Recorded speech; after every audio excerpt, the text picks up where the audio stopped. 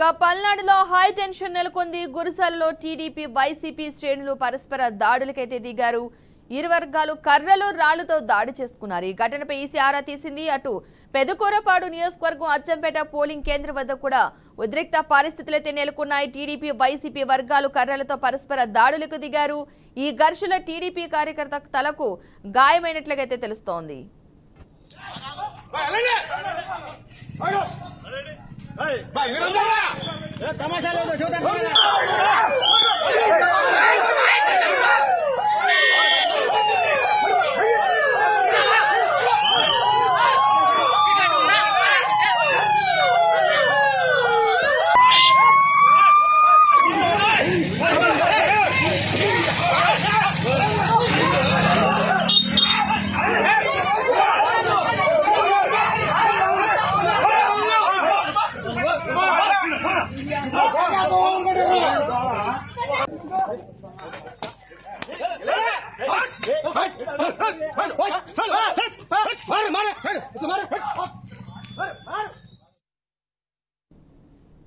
పల్నాడులో high tension నెలకొంది. గురుసాలలో TDP YCP శ్రేణులు పరస్పర దాడులకైతే దిగారు. ఇరు వర్గాలు కర్రలు రాళ్లతో దాడి చేసుకున్నారు.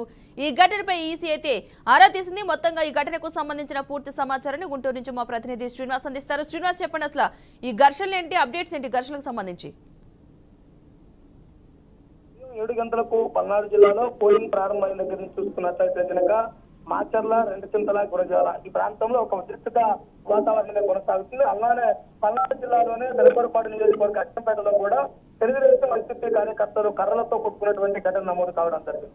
ముఖ్యంగా చూసుకున్నట్లయితే కనుక రెంటాల గ్రామంలో తెలుగుదేశం వైసీపీ దాడిలో 3కి గాయాలయ్యాయి. అలానే ఆ అచ్చంపేట దగ్గర చూసుకున్నట్లయితే కనుక ఒకరికొకరు ఎదురుపడి వాదోపవాదనతోటి రాళ్లతోటి కర్రలతోటి ఇచ్చేయడంతో ఈసీ ఈ ఘటనపై కూడా ఆరా తీస్తున్నటువంటి పరిస్థితి ఉండడం జరిగింది. అయితే మనం స్పష్టంగా బీఆర్కే స్క్రీన్ పైన చూస్తున్నాము.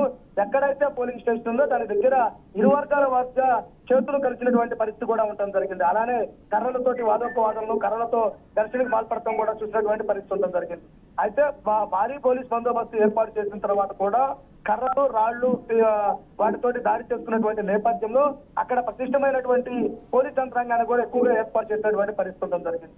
అంటే ఉదయం 7:10కి పోలింగ్ ప్రారంభం కావడం జరిగింది. ఈ 2 గంటల నుంచి చూసుకున్నట్లయితే కనుక ఒక హై టెన్షన్ వాతావరణం అయితే పల్నాడు జిల్లాలో క్రియేట్ అవుతున్నటువంటి పరిస్థితి. గురజాల, మాచర్ల, పెదకూరపాడు ఈ 3 నియోజకవర్గాలలో ఎప్పుడు ఏం జరుగుతుంది, ఎప్పుడు ఏం జరిగిద్దా అనేది కూడా ప్రతి ఒక్కరూ చర్చించుకున్నటువంటి పరిస్థితి ఉండడం జరిగింది.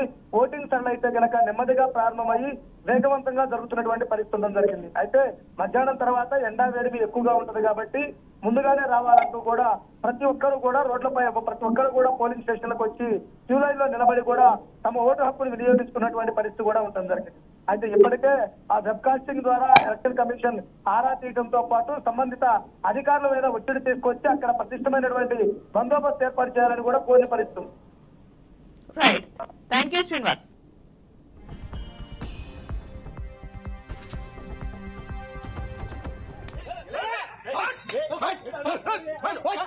Hey!